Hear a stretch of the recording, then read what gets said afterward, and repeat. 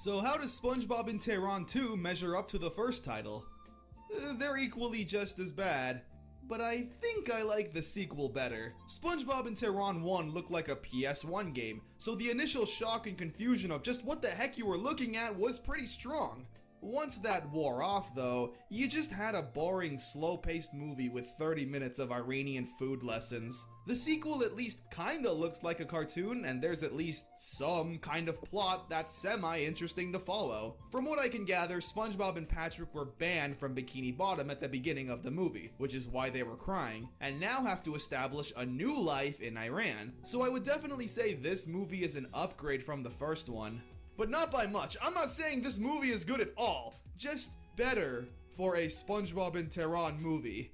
But our pain isn't over yet. We've reached the finale, the third and hopefully last movie in this godforsaken trilogy.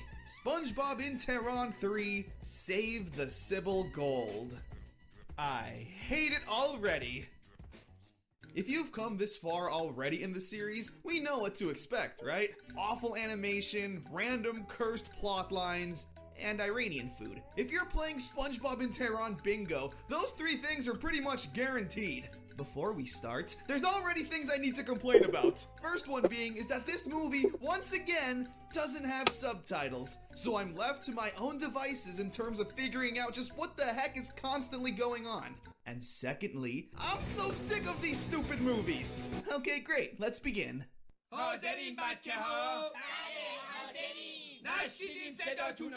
Alright, cool new record. Literally 1 second into this movie, and we've already seen some cursed content. So the movie starts off with SpongeBob and Patrick. Please stop doing whatever that is. I mean, I gotta give them credit. At least this movie's trying to make them more bootleggy and different enough that they could be classified under parody. My immediate first impression of the art style is that it's definitely the best looking of the three movies. Again, those are some low standards, but you gotta admit, it does look good enough to be like a mad parody or something. Assimilated in yellow and porous disease. SpongeBob SquarePants! Anyway, Patrick and SpongeBob are sitting at home being depressed until they get a fateful phone call from the CG fish. No idea what the heck he's saying, of course, but I'm like 99.8% sure that he tells SpongeBob about a magical city of gold in space. Or Iran, why not? You have the wrong number! Why? Who is this? I don't know, and I stopped caring years ago. Yo, hold on a second. Did you see that? SpongeBob's house? Who lives in an orange under the sea?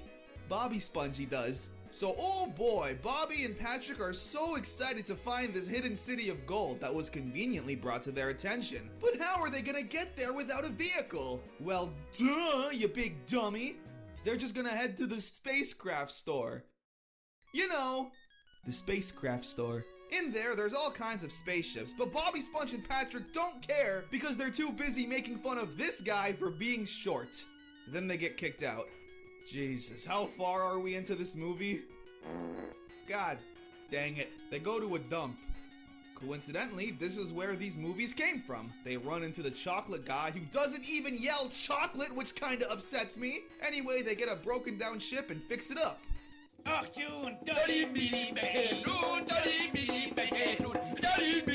Alright, nice. It took about 11 minutes for our stupid first song to break out. That's not too bad. Did they even try? While we're on the topic of SpongeBob in Tehran tropes, I gotta say, I'm pretty impressed. Seriously. I mean, we've made it this far without any scenes involving Iranian food. Oh no. Wow. Why do I talk? Bad things happen when I open my mouth, and oh boy, yeah! That JPEG looks very delicious. I gotta be honest with you all. This movie is so boring! All I can really talk about is the plot scene by scene, and the plot is the same as it always is. SpongeBob and Patrick fly around the world learning all about Iran. This time they fly over other countries, like Africa and the Nevada desert. They eventually try to find the secret city of gold or whatever, but not without making new friends. Because what's a SpongeBob in Tehran movie without a cursed ally that we will never see again? سلام، مثل اینکه شما اهل این طرفا نیستین. First up, it's this horrifying CG bird that Patrick has a crush on. He even does the face. Yeah, Oh no. man, if there's one thing that all of these movies have in common, it's that Patrick is a ladies' man. He goes after every female character in these things. Anyway, on their way, they come across some Disney rats. I don't know what movie they're from, but they definitely look like Disney rats. It's so strange. They're animated really fluidly and have a ton of eccentricities in their facial and body reactions. Did the entire budget go to these Disney rats? All $15 of it? So, we're about halfway through the movie and it's heavily relying on dialogue at this point. So much so, it's kinda getting impossible to figure out what's happening simply through the characters' actions. But that won't stop me. That hot bird leads Bobby, Sponge, and Patrick to a pet shop, where that fish who called them earlier is being held hostage at. Although not really, I mean, it's just a pet store, and he is a fish, so there's nothing really wrong here. This movie is so inconsistent with its quality, because sometimes, yes, this looks like a cursed bootleg SpongeBob movie, but other times, like at this store, the animation style is just so interesting. Like, is it bad? Is it good? I honestly can't put my finger on how I feel about it. So they save the fish, get captured by this. Yeah, good old that. I've watched hours of these movies. It's gonna take a bit more to freak me out. They let him go. They end up in a desert. Talk to a scorpion. Scorpion does a fatality or something, I don't know. That's the problem with all of these movies. The plot exists for maybe 10 minutes until it goes away, and Bobby Spongy decides to do something else. So, whatever. They find the City of Gold out of nowhere. Save it from being torn down for construction, I guess. Was that the plot this whole time? I don't know.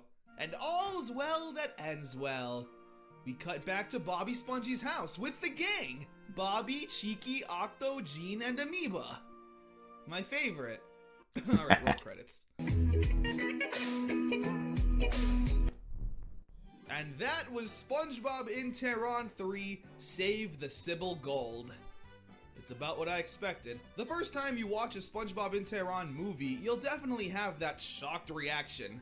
You're confused, in awe, and maybe even scared for what's happening. No matter which movie you watch first, that will be your reaction. But watching it again, and then again, its cursed charm definitely wears itself thin. The movies aren't engaging enough to keep your attention for an hour, let alone a trilogy of them. They're all totally unrelated from what I can tell. You can watch any movie you want in any order and still get the same amount of pain.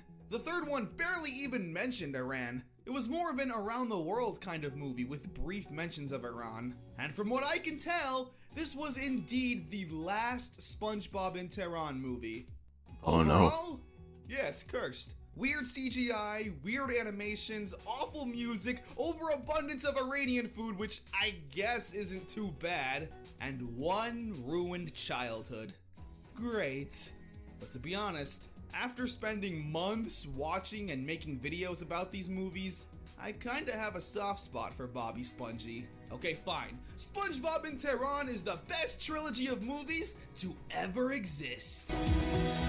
Because as it turns out, there is a fourth bootleg SpongeBob movie, simply titled SpongeBob in Chahabahar. I don't know where that is. Chahabahar. Chahabahar is a city and capital of Chahabar County, Sistan in Iran. Chabaha. Oh, that makes sense. Now this one really differentiates itself from the others simply by looking at the cover art. Because this might be the most cursed one of all. We have some girl, she seems nice, along with SpongeBob, Patrick, and Mr. Krabs in what seem to be like costumes. Like obvious costumes that you put on for Halloween. Now that's obviously really cursed looking, but they would never put that in the movie, right? they would have some standards, right?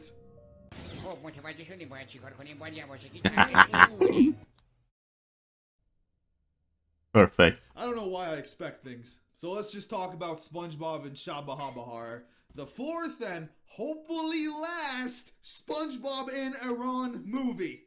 So the movie starts off with some girl, probably the one from the title, walking around Iran, touching fish, talking to strangers. What does this have to do with SpongeBob? At least in the other SpongeBob in Iran movies, we are in Bikini Bottom. Why are we actually in this port in Tehran? Seriously, it's just this woman taking selfies, enjoying the Iran cityscape, which, you know, is fine.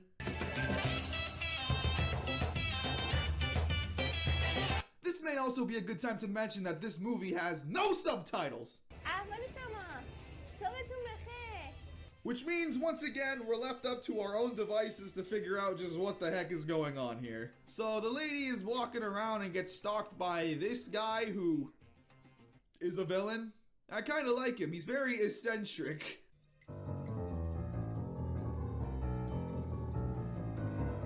Oh, are we going to Bikini Bottom? I forgot this was a SpongeBob movie.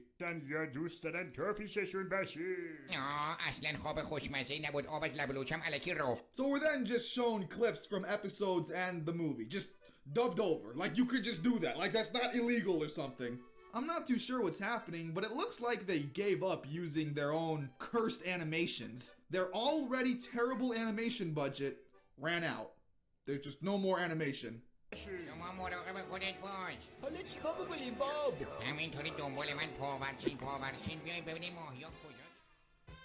Oh my god, they're actually going through with this. I mean, I guess it's cheaper than animating. They must have found these costumes like in the dumpster. Where else would you find these? If not... Now I kid you not, the next thing that SpongeBob, Mr. Krabs, and Patrick do once arriving in the real world in their, you know, god-awful Halloween costumes, SpongeBob pulls out a gun and robs this guy's car and steals it so they can drive off. What? I don't know. Oh, great. More of these people. They're my favorite SpongeBob characters. Apart from this guy, though, he's actually, unironically, probably my favorite character in this whole movie. There's just so much talking in this movie about probably nothing. Now, this next scene, I can only describe it as art. Colonel.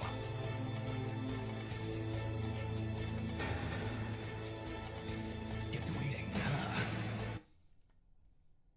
You seeing this shit? SpongeBob and friends are literally solid snaking their way, in broad daylight may I add, trying to sneak around this warehouse. They're in these bulbous costumes, in their bright colors of yellow, pink, and red, trying to sneak around and not get caught. And you know what? You want to know the best part? They don't get caught. They manage to make it inside, and then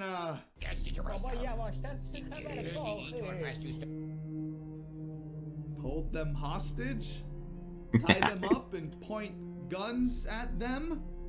Steven Hillenburg would be so happy.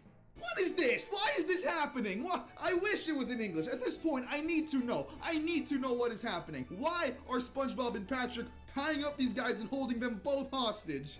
Okay, so what I can gather, what I've tried to gather is that those two, the girl and the guy, are trying to sell tuna, right? And tuna is made of fish. So I'm assuming SpongeBob and friends are not for that because they're basically, you know, eating their own people.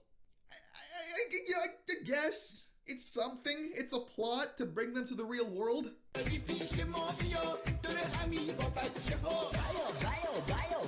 But no time for that because we now need the mafia to show up.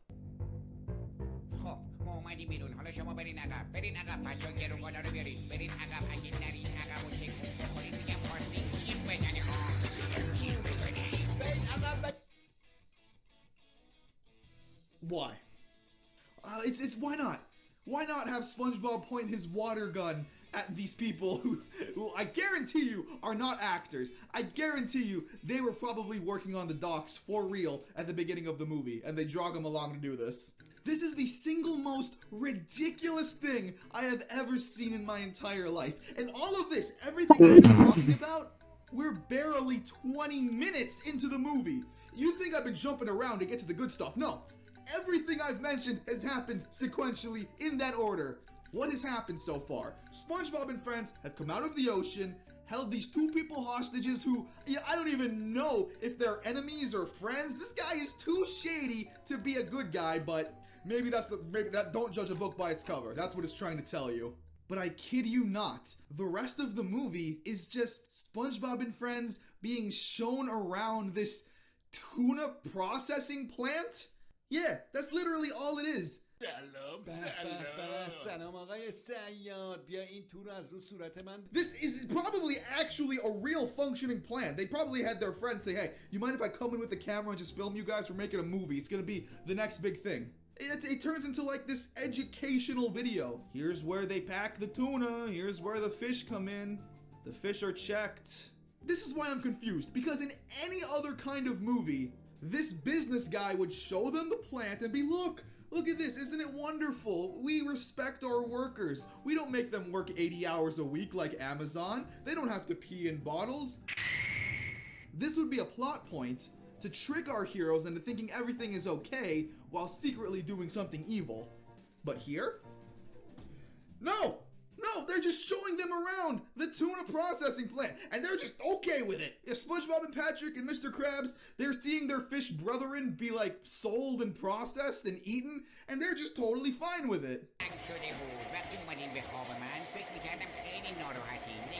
The movie just becomes so boring. It was bad before, but at least it was interesting, even if just a spectacle of SpongeBob doing what he was doing. Now it's literally like an ad for some probably real tuna place in Iran.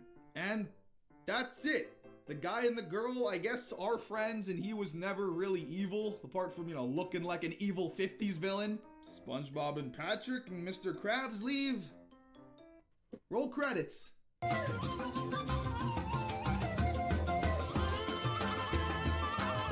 This is such a strange movie. At least in the other SpongeBob and Tehran movies, there was a plot to an extent where something would happen. Something would eventually lead up to something. But here, there's plot for the first 20 minutes, and then it just falls off a cliff.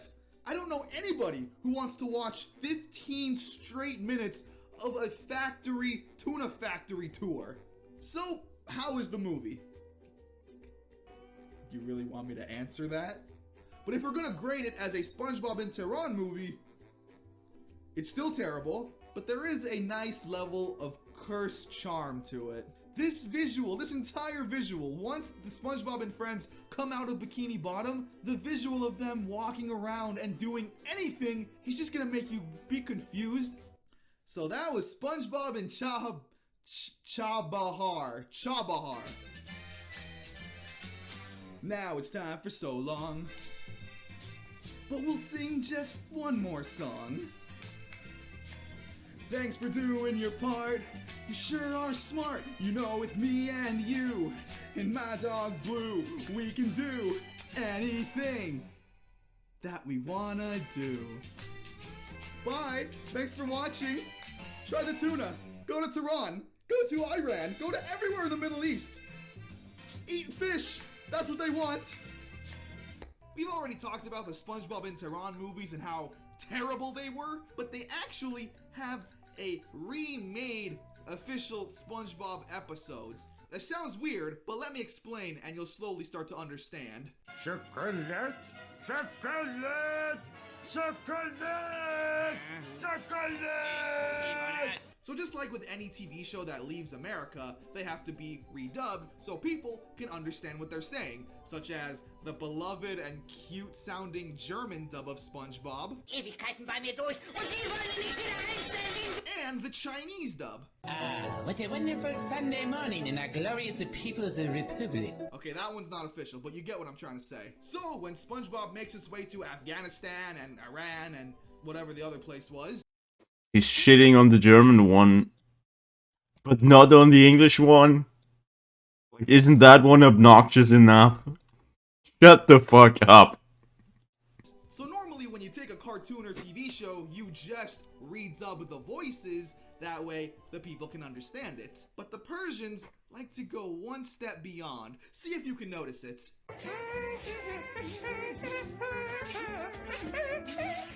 Oh, they covered her up. Oh no. Did you catch that? Because if you didn't, it's a little understandable.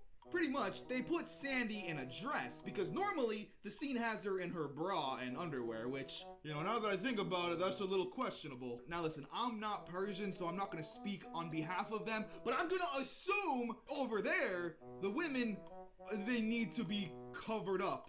You know, because society. And honestly, if you showed this to someone who watched SpongeBob as a kid and hasn't seen it since, it might not look too obvious, but the fact that she doesn't even have the outline around the dress is what really makes it look heavily edited. I mean, it's a pretty good job of covering her up, but it doesn't need to. It's squirrel boobs. It doesn't need to be censored. فقط یه چیزو میدونیم، اونم اینه که اطراف خودمونو با چیزای جدید پر کنیم تا شاید از یکیشون خوشمون بیاد و خوشحال بشیم و به غیر از اینم هیچ. Ooh, and I love SpongeBob's voice because it's the same guy, or at least it sounds like the same voice actor from the SpongeBob in Tehran movies.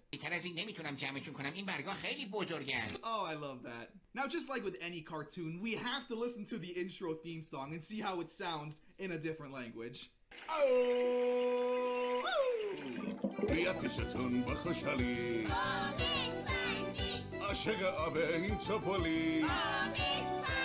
Now, people have told me from my previous SpongeBob in Tehran videos that it's pronounced Bob Espongy, right? That's what it's supposed to basically translate to in English. However, when I've been saying it, I keep calling him Bobby Spongy, which I like a lot more, and I'm gonna keep doing.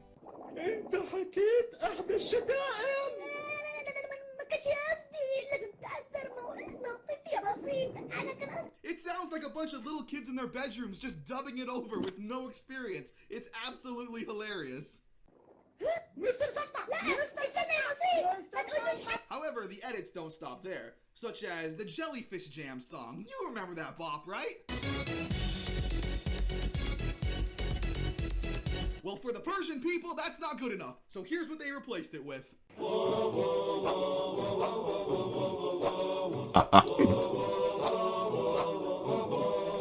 Okay, you know, maybe not as catchy, but to each their own, I guess. Also, something I just noticed that's kind of funny. I guess in Iran, they play SpongeBob on the Disney Channel, their Disney equivalent. Oh, so Iran can put SpongeBob on Disney Channel, but I put SpongeBob on my channel, and now it's a problem. Now listen, I'm not here to make fun of other countries and how their voiceovers sound, but at the same time, I kinda am.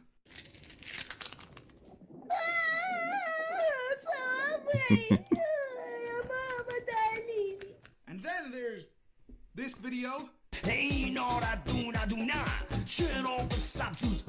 I don't know what it is. I don't know if it's a commercial bumper. I don't know if it's the official SpongeBob theme song. I don't know what it is, but it exists. You watch it and try and tell me.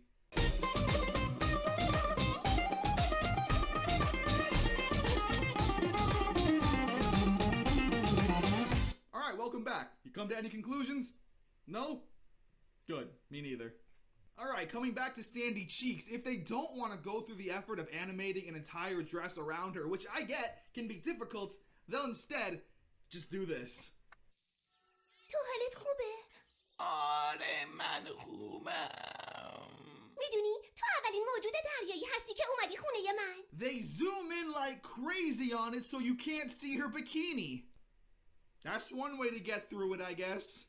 کاراته برای انتقام نیست، یه هنر ظریفی که بهت کمک میکنه تا از خودت محافظ. Alright, now for some fun random pieces of trivia because I ain't got much else to talk about apart from the funny voices.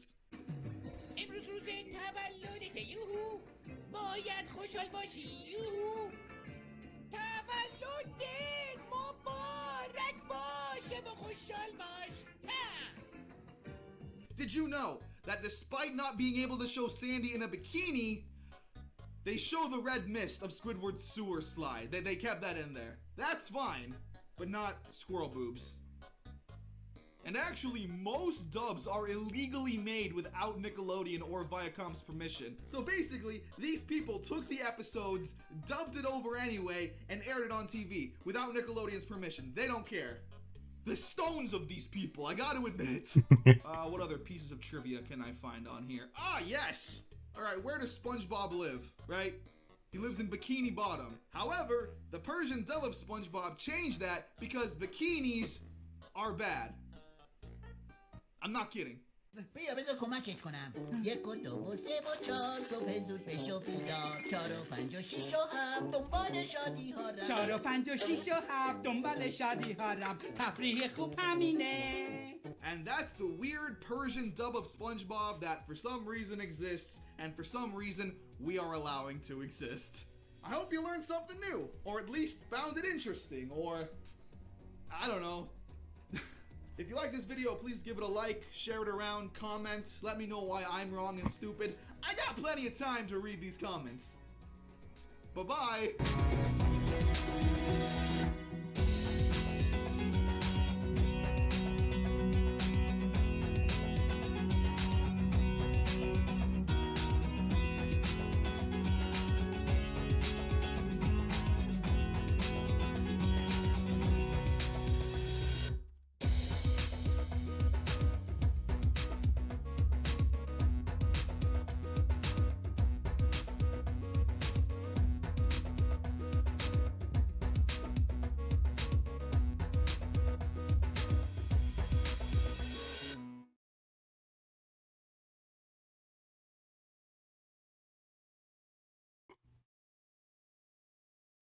This video is brought to you by Real Farm World, an agriculture simulation social network game. Grow and customize your farm at your own pace with greenery and decorative items you can place anywhere you want. Real Farm is a metaverse game serviced in Korea for 10 years. When you harvest crops, you can sell them, but what's interesting is that the price changes in real time depending on the sales volume of users. The game also has a strong realism aspect to it, teaching you how to really plant crops in real life using actual farming techniques, such as nutrients, moisture, and temperature, just to name a few. But what's really cool is that if you collect coupons while gaming, you can use the coupons to exchange them for real farm produce. Users who have signed up for the lottery have a chance to win a prize from the prize pool, which contains up to $5,000 worth of real products, fresh meat, vegetables, and fruit. So if you want to run your virtual farm and maybe one day start your own real farm, then click that link down below to pre-register today and receive real fresh products.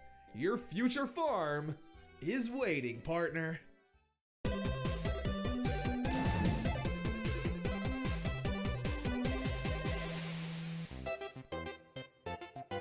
I've spent most of my YouTube career looking at various bootleg games throughout the world, and none are more famous, or infamous, than Mario bootlegs.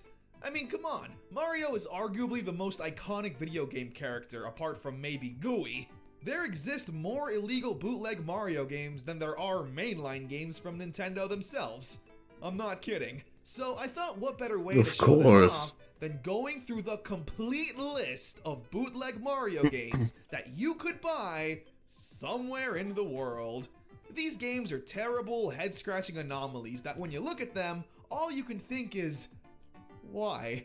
Now, I've already talked about a few of these games in past videos, but that was years ago, and I honestly hardly even remember the games. Plus, they're spread out through multiple different videos, so I'm making this one as a more cohesive and informative source. So with all of that being said, join me on this journey through the exhausting world of bootleg Mario games. Let's start this off with probably the most iconic game, a multi-cart, Mario 7 in 1. The creativity was absolutely flowing that day. Can we also just take a second to admire this cartridge, because wow! Just wow. The longer you look at this, the more painful it gets. I don't know about you, but I remember spending hours as a kid playing Super Mario 10. The first game listed is Mario 3, so we started up and... yeah, that does look, sound, and play exactly like Mario 3. That's not a bad start. I guess it's nice we didn't jump straight into the garbage. Good game, but I didn't need to tell you that. Okay, Mario 5. That's something you don't see every day. Oh god. Am I experiencing like a Mandela effect? Because I definitely played this game before, many times actually, but I remember it being under a different name. Mario 2. Oh wait, what if we just... Ah, there we go! So yeah, for some strange reason Mario 5 is literally just Mario Bros 2. The only difference I noticed was that the music sounded a little off. But maybe that's just me. Okay, Mario Missing! If you guessed that it was literally just Mario is missing on the NES, then you win a prize. Stay tuned until the end of the video to claim your prize. Mario 10. Now I know for a fact they don't go that high. Although somebody was definitely high when they made this. So Mario 10, Kung Fu Mari, as it's legally referred to, has you taking control of a buff, big-headed Mario, kung fuing everything that stands in your path, including birds, straws, and tigers. I love that. Seeing Mario roundhouse kick a tiger like it's an ordinary Thursday afternoon is great. Instead of saving a princess, though, we're spending all of our time with this old man. What, you want to watch Jeopardy or something? The game itself isn't too bad, mainly because it's just a reskin of an actual NES game. Jackie Chan's Action Kung Fu. Why did somebody decide Mario needed to be modded into the game? I have no earthly clue. And then I died by a little water snake. Sorry. Mario 11, or I'm sorry, Super Bros 11. Man, don't you hate it when you're hanging out with your new wife and oh Jesus, the aliens take her away. Well, I wonder what Peach is up to. Now, if you're an NES enthusiast, it won't take long for you to realize that, hey, this is just Adventure Island 3. And yup, that's all this is. Except now you're Mario. What's kind of funny though is that the protagonist of Adventure Island is a guy named Master Higgins, who sometimes does look like Mario. He's just a chubby guy with a red hat. You've probably seen hundreds of guys like this at the park. What's kind of nice though is that the game just sort of helps you, giving you 30 lives and all of the maxed out power-ups right at the beginning, making the game pretty easy, which for someone like me, aka bad, is always appreciative of. Mario 14. What the fuck? Mario with a stick. The game is another action side-scroller, but one I don't recognize. I actually thought it was an original game. The enemies have also been changed to Koopas and Spinies, and even the platforms and background look something straight out of Mario. But alas, it is not. This is another reskin of a game called Kaiketsu Yanshimaru 3 Taiketsu Zoringen. Yeah, everyone's always saying, oh, did you know Mario 2 was originally Doki Doki Panic? Yeah? Well, did you know that Mario 14 was originally Kaiketsu Yanshimaru 3 Taiketsu Zoringen? I bet you didn't. Also, when you jump on a spring, Mario turns into Mr. Kaiketsu Yanshimaru 3 Taiketsu Zoringen. I honestly really like the game. Being a super obscure NES game, I think Mario 14 is actually more well known than the long Japanese name. I mean, look at this. You shoot fireballs, platform, and collect coins. Hell, now that I think about it, this game is actually more Mario than you think. It even has a few charming bits, like the title screen has the copyright made out to Wario. Like, he made this illegal bootleg game about his arch nemesis and is selling it for profit. It's amazing. And the final game in this bootleg cartridge is Mario 7. Now, this game has a very important history. One day, many millennia ago, a Swedish adventurer found this game and loaded it up. When he saw that title screen, he said, Granddad. Granddad! And the rest is history. 7 Granddad to this day is one of the most baffling things that the internet has ever witnessed. Like, what is this sprite of Mario? Well, believe it or not, Granddad is a reskin of another bootleg Mario sprite from a game called Dianshi Ma Li. It's some gambling game that uses this Mario sprite for some reason. The game itself, though, is just the Flintstones, which gave birth to another Granddad sprite, Caveman Mario. The game itself, though, is honestly not that good. It kinda sucks, to be honest. I hate this game. The controls are ass, platforming is awkward, and Granddad has this dinky little swing that only hits the ground. And there's this stupid Prince of Persia hanging off the platforms bullshit and pulling yourself upwards nonsense. Luckily, Granddad is so beloved though that there exist fan games of this bootleg that pretty much make it playable and fun. Man, thank God we're done with this cartridge. Let's hope we never see it again.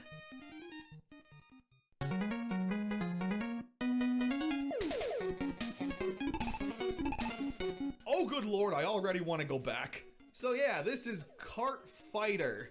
You don't usually get to do both, it's one or the other. What we have here is simply a fighting game. A very, very bad fighting game. There's surprisingly a lot of characters to choose from. Mario, Luigi, Yoshi, Koopa, and who I can only assume is Princess Peach, but like they literally got everything about her wrong. Blonde hair? Nope, brunette. Pink dress? Nope, blue. You couldn't have been more wrong when making her. Also, Noko? Oh wait, it's Japanese for Koopa Troopa. The game is just not good. Being on the NES means there's only 2 buttons for attacking, which obviously limits your creativity and leads to nothing but button mashing. Although, I will give the game this. There are special moves you can do. Yeah, if you actually input button combinations, you can throw Hadoukens and whatnot. Honestly, I didn't expect this. Also, what's up with Bowser? Why is he so tiny? This guy is the one giving orders? This Koopa looks like he could knock Bowser on his back if he sneezed hard enough. Kart Fighter is actually one of the more popular Mario bootlegs, having tons of reviews and active users on GameFAQs. For my taste though, it's just a little too slow and uninteresting. If you want a slightly better fighting game with Mario, I'd recommend World Heroes 2. It's not great by any means, but at least it has Fat Mario, as well as Sonic, Goku, and Leonardo from the Ninja Turtles as playable characters. This roster is more stacked than Smash Bros. And while we're on the topic of fighting games that upset me, there's Mario Fighter 3, the Harold Harrier. You know, I guess W's just don't exist yet. And it's a Street Fighter D-make on the NES with no Mario. Yeah, the game is called Mario Fighter and there's no Mario in sight. Not even Yellow Granddad apart from the title screen. Why would you lie to me?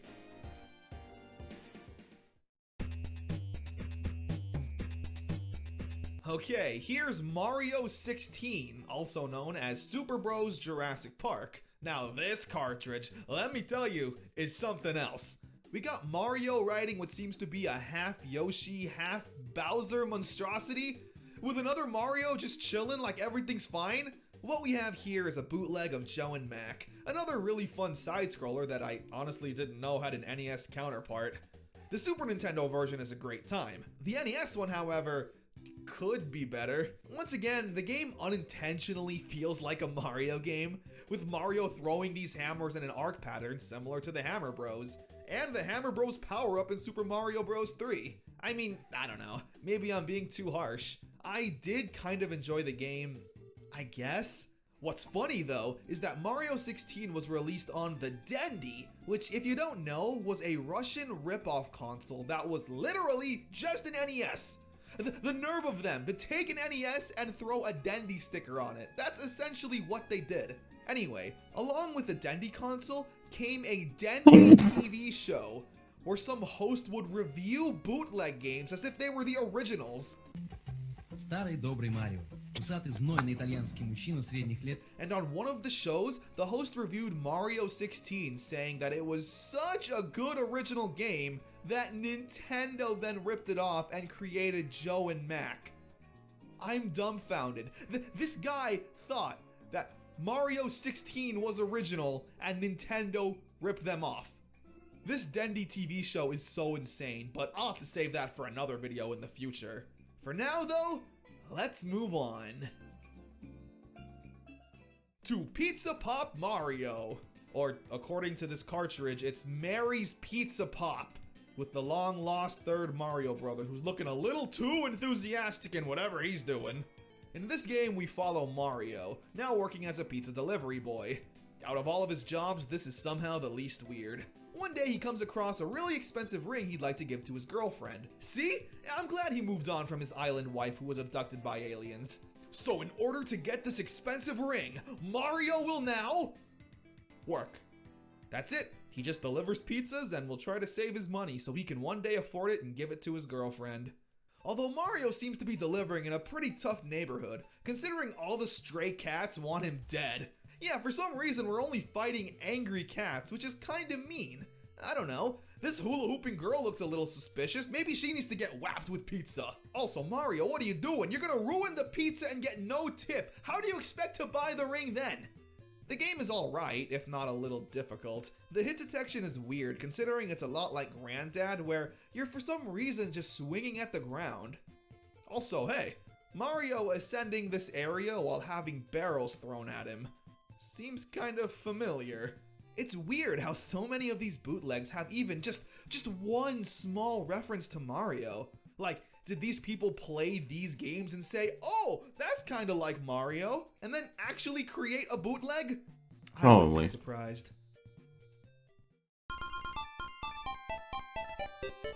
Hero Mally Brothers, featuring Ryu and Jack, of course. The beloved Ryu Mally and Jack Mally. In this game, China Land is under attack by Undyne. If you know, you know. And it's our job to find the 7 bells to stop it.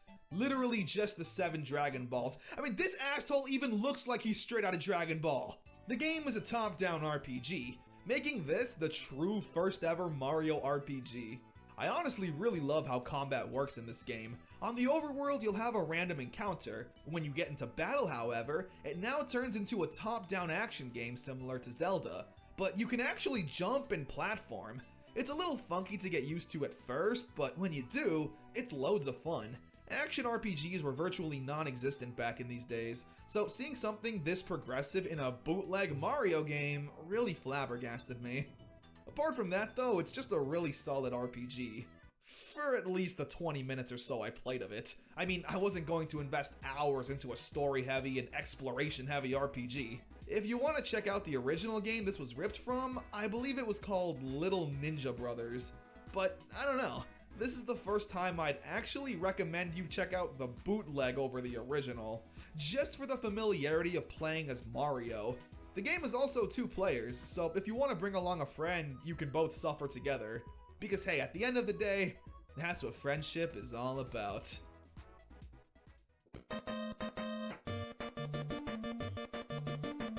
Next game on the docket is Super Mario Sonic, with a K, 2.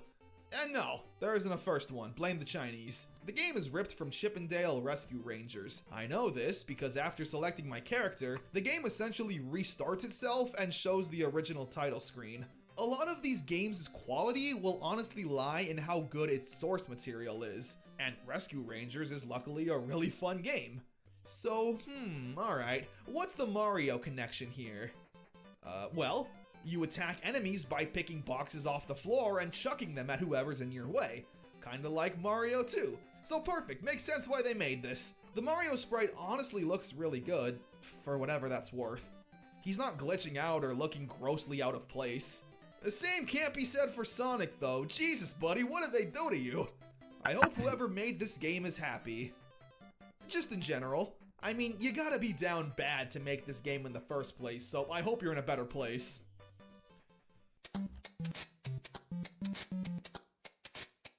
This is 1990 Super Mario 4, where we can play as either Super Mario 4 or Luigi. Yeah, fuck you Luigi, you don't get a Roman numeral. Now you see this game does something very unique, in that it's literally Super Mario Bros. The Lost Levels! Or the true Mario 2 if you live in Japan. The only difference, and I mean the only singular difference in this game, is that the blocks now have a 4 on them. And the cloud has a smiley face. Oh, okay, my bad. Totally the best game ever now. What's funny to mention, though, is that in an issue of Club Nintendo Mexico, which was an official Nintendo magazine, may I remind you, a reader asked if they really saw Super Mario Bros. 4 at a video game store, with a description very similar to 1990 Super Bros. 4. He said, and I quote, "Is it true that Super Mario Bros. 4 has already come out on the NES? I asked because I was offered a cartridge. I saw it and it has very similar graphics to Super Mario Bros. 1, but with different scenes, and I suppose that after the incredible graphics of Mario Bros. 3, they would not repeat those of Super Mario Bros. 1. The other thing is that I played it on the American Nintendo, NES. So wow, even back in the 90s these bootlegs were running wild. Yeah, I'm sure Nintendo also probably kidnapped that child and made him disappear so as to not spread awareness of these bootlegs.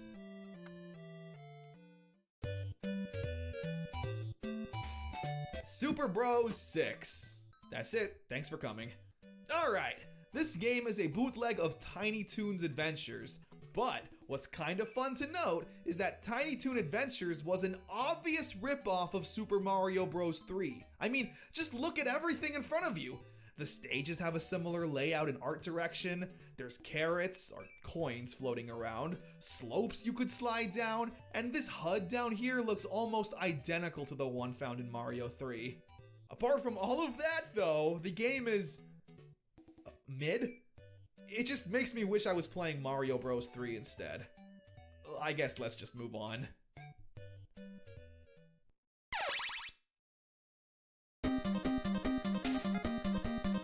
Super Bros 8. So in this game there's a princess or there's something, I don't know, I can't read this. Here Mario has a hammer. Again, a very Mario thing to do. Going around smashing evil mushrooms and shit. It's a real good time, honestly. So many of these games I'm just starting to associate with their bootleg counterparts. Like, if I ever see Don Doko Don 2, I'm gonna start saying, oh man, are we playing Super Bros 8? The game kind of feels like Mario from a gameplay perspective. Something about the way Mario jumps and keeps his momentum feels really familiar. Also, we got falling logs like in Mario Bros. 2. I swear all of these bootlegs keep having some minor connection to Mario. All in all, definitely one of the better bootleg games we've checked out. That is until I saw this squirmy little fella and felt like I needed a shower.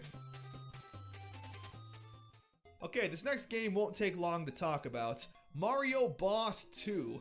We see Mario with yet another different girl. He can't keep getting away with it. Who also gets kidnapped and he's gotta save her. You know, same shit, different toilet. You're running around some neighborhood once again with a hammer beating up thugs. The only problem with this game is that it's so damn difficult. I honestly couldn't beat the first level. I tried my hardest, but obstacles just keep coming at you out of nowhere and you don't have any time to react. So yeah, sorry Mario Boss 2. I'm sure you had so much more depth I wish I could have explored.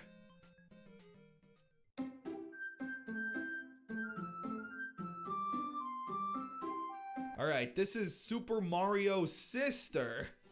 Can I ask you something? How do you feel when you see this box art? I hope furious. So what we have here is Super Mario Bros. 3, but now with girls. Maria and Louise. I actually don't know, I just made that up. Once again, the game is fairly unchanged for the most part. The coins are now heart-shaped, and when Maria becomes a furry, I now feel more ashamed of myself. Although when you play the bonus minigame and see the character's full body, you'll see that it's just some girl's head plastered on Mario's body. So I guess if you really want to play Mario 3 as a female counterpart, then here you go. I don't see the problem. Oh god. Now hold up, something seems fishy about this. I know Super Mario World. I love Super Mario World. But this, I don't think this is the Super Mario World I grew up with. Well, it kind of is. Super Mario World on the NES is a bootleg Mario World remake on the NES. Now I gotta be honest, this game is so fucking horrible. I mean, Jesus, how do you mess something up this bad? Mario existed on the NES. It's not like you don't have any source material to go off of. Mario moves incredibly slow when walking. You would get bored in seconds if you played it like this. But when you hold down the run button, Mario moves like Sonic the Hedgehog, and it's damn near impossible to see what's going on. The stage layouts are also slightly different. I don't know why. Level 1 doesn't have any bonsai bills, but instead fireballs. There's also random pits thrown where there shouldn't be. I was zooming through level 2. I mean, I've literally played this level so much when I was a kid, I could practically do it blindfolded. But right at the end, there was this massive goddamn hole you can't see coming, and I die. Like, what the hell was the point of that? The game is definitely interesting for curiosity's sake. You can just pick whatever level you want to at the start, which is nice. It's like the game knows it's total bullshit and won't force you to actually try and beat the stages. Which I couldn't do, and honestly, wouldn't want to.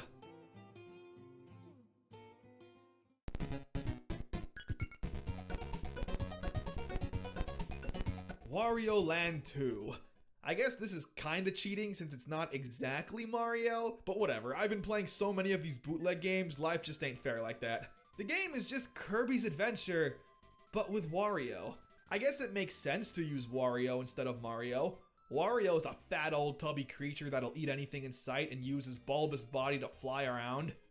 I also appreciate how they made Wario pink. Like, wow, I'm really immersed now. That's all I really have to say. I honestly don't know why this game needed to be made in the first place.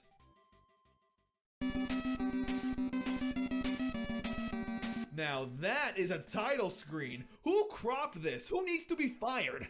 So what we have here is a hack of a game called Top Rider, a racing game with motorcycles. No carts. You had one specific job. The only thing that makes this game Mario themed is the fact that all the racers just have the Mario characters' heads just plastered on these bodies. It's kinda silly seeing Bowser's dragon head on a human body. Apart from that though, the game is honestly just fine, if not a little boring. The original game required some blow-up motorcycle accessory to play. It looks super silly, but Super Mario Kart Rider changes up the controls, so now you can only play with a regular controller, taking away 95% of the game's original charm. Fantastic!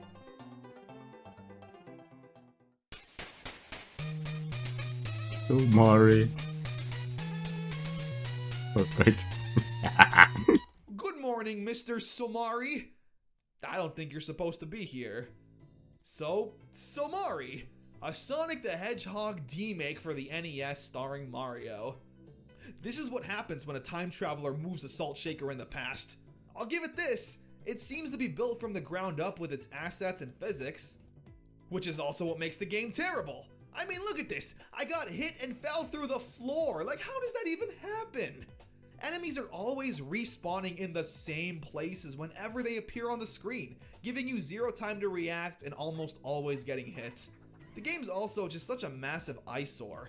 Everything from the glitching, the clutter of items and enemies, and poor color choices.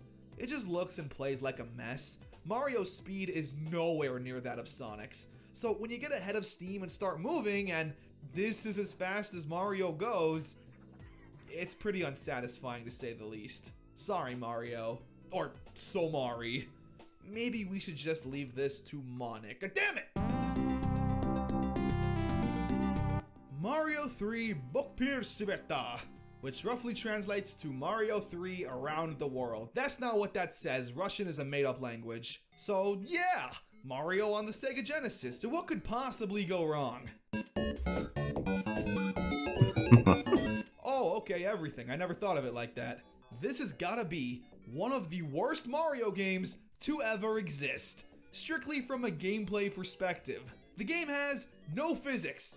Every time you make a jump, you never know if it's going to be enough to make it. You can hold down the jump button, run, and get some momentum, it doesn't matter. You are simply praying to whomever you believe in every time you press a button.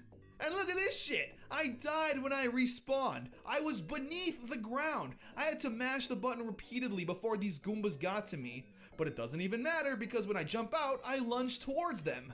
This game is just so frustratingly broken. You think you can play it, but just jump around for a few seconds and you'll quickly realize that the physics are practically randomized. And you don't even want to know what I saw when I got a game over. You sure? Okay. Nice. What in the fuck is this? It looks like an angry plant with two PD piranhas for hands. And they goddamn ate Mario. Apart from his hat, I guess, which was nice. God, I wish that were me right now. Believe it or not, the game actually had a sequel of sorts, Mario 4: A Space Odyssey. It is the same, and I do mean the same exact game as Mario 3. Same bullshit problems, same garbage gameplay, and same terrible music. No, I simply refuse to keep playing. Forget trying to beat the first level, I couldn't get past the first few steps without this broken ass game screwing me over. This game also has a horrifying game over screen, where a blooper sits on Mario's face, that's inappropriate, and a piranha plant just bursts out of his chest. Is that a reference to Alien and the Chest Bursters? Because this game is Mario 4 A Space Odyssey? It really makes you think. It makes you think who gives a shit. Moving on.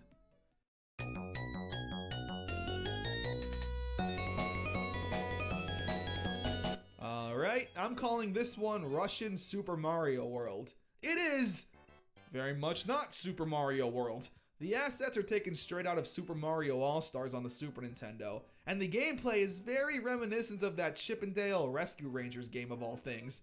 Mario also shoots Hadouken sometimes. It's pretty badass if I'm being real. I'll give it this. The game is at least playable. Yeah, I actually managed to beat a few levels pretty easily and somewhat had a fun time doing it. I even made it to a boss, this giant ass Bowser who, yes, you need to hit with boxes. He was hard as hell though.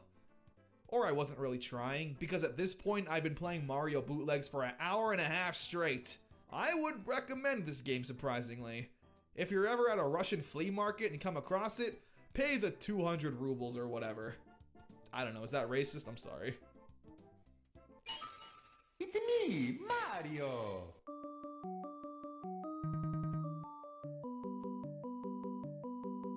Super Mario World 64 on the Sega Genesis. I don't think you Russians know what the 64 stands for. But oh damn, wait! Visually, this game looks exactly like Mario World. Maybe we're in for a treat.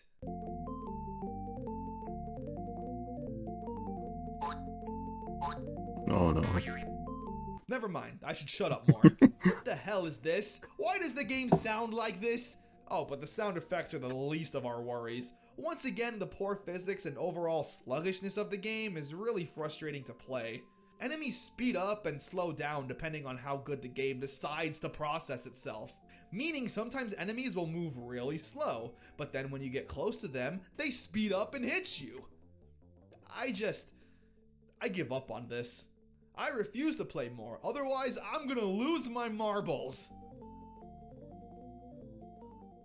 So let's end this video by checking out a quadrilogy of games. Is that right? It's 4 games in a series. The Superboy series. Superboy 1 was released on the NES.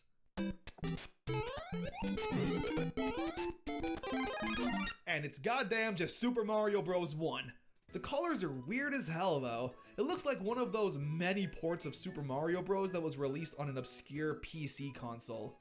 Like the ZX Spectrum or whatever, I don't know. It just looks like shit. Apart from that though, it's literally just Mario 1. Sound, gameplay, and all. Thanks for coming. Which leads us to Superboy 2.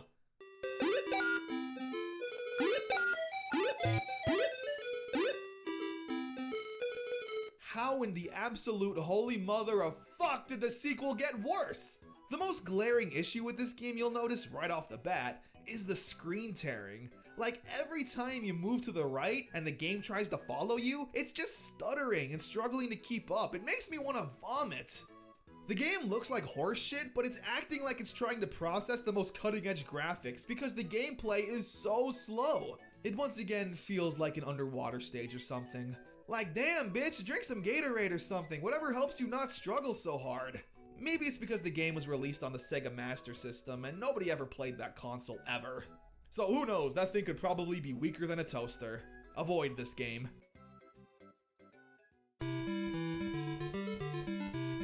Oh my god, I'm sorry about what I said, please don't hurt me. I love Superboy.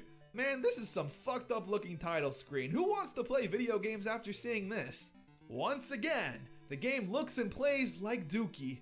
And what's this music? This is not Mario music.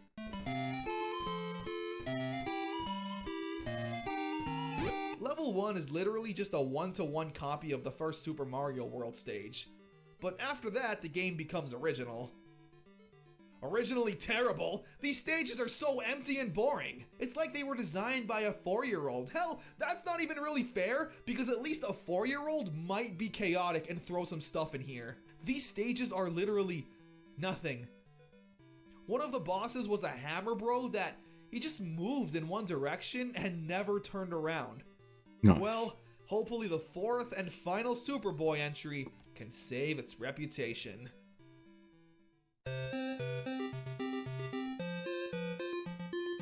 Superboy 4 stars some random kid, no longer using Mario.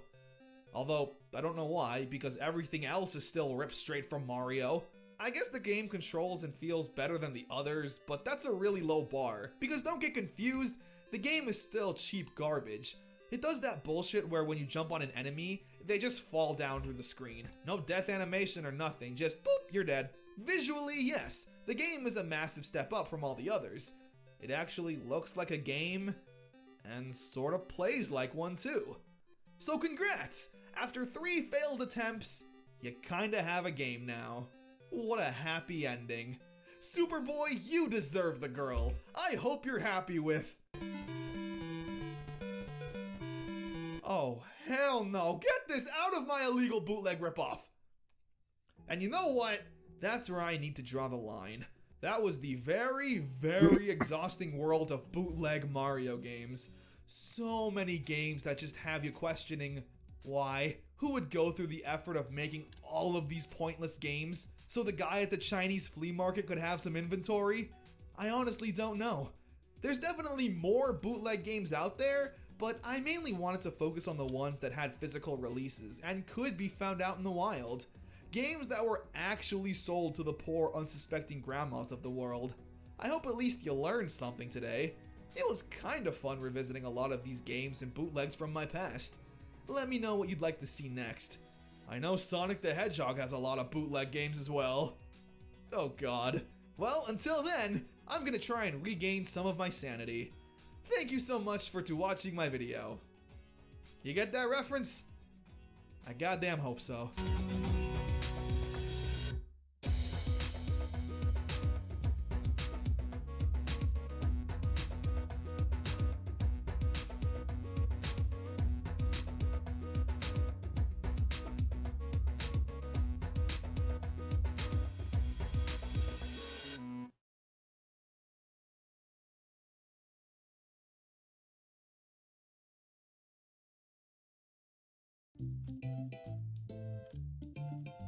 In 2015, Retro Gamer magazine asked readers to list their top 10 video games for the magazine's 150 Greatest Games of All Time feature. Coming in at number 1 on almost 20% of all ballots was Super Mario World. It was a landslide victory, and for good reason. Super Mario World not only showed off the new bells and whistles of the Super Nintendo, it redefined what Super Mario games could be. The goal was no longer to get the high score and defeat Bowser. It was to explore an entirely new world, finding hidden paths and secret levels. Mario had an arsenal of new power-ups, moves, and friends. But above all, the game gave players more freedom than ever before. Super Mario World is widely considered the apex of 2D platforming. But it was a masterpiece made under challenging circumstances. For the first time, new competition threatened Nintendo's position in the video game market. The Super Mario World development team had to learn new hardware, the 16-bit Super Famicom, or Super Nintendo, and they had to learn it quickly in order for the game to launch with the new console.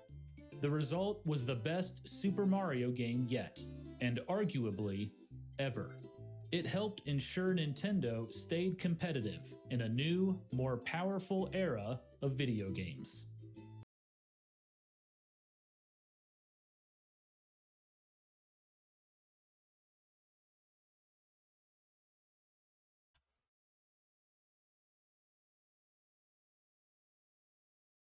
Welcome to Season 3 of Yu-Gi-Oh! Master Saga. Farfa and I are back on fresh accounts, and this time around we've got several new rules and plenty of exciting surprises throughout the season. Tune in every Wednesday for new episodes of Yu-Gi-Oh! Master Saga Season 3.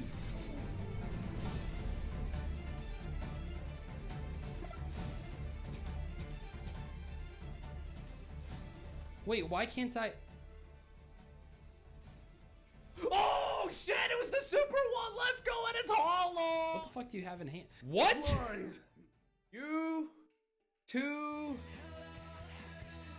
U2B. Welcome to another episode of Master Saga. We are in Season Dry, and we are currently coming off the back of a 1-0 victory. Technically, Dry, not dry. Never having lost a Farfa, I know you can do the German R. So stop. Bad, Farfa. Stop. in my entire I am 100% like, not just certain. I know you can do it. Or the other way around, I think. The chat will tell me in a second. So, we're gonna have to craft a deck using very little rarity cards. But that's okay, because we're gonna pull absolutely mad today with a bundle bonus pack of... I'm thinking we go for good old Judgment. A slam dunk of a card if you resolve this at the right time. 10 packs today. Let's get into it. 2 ultras already.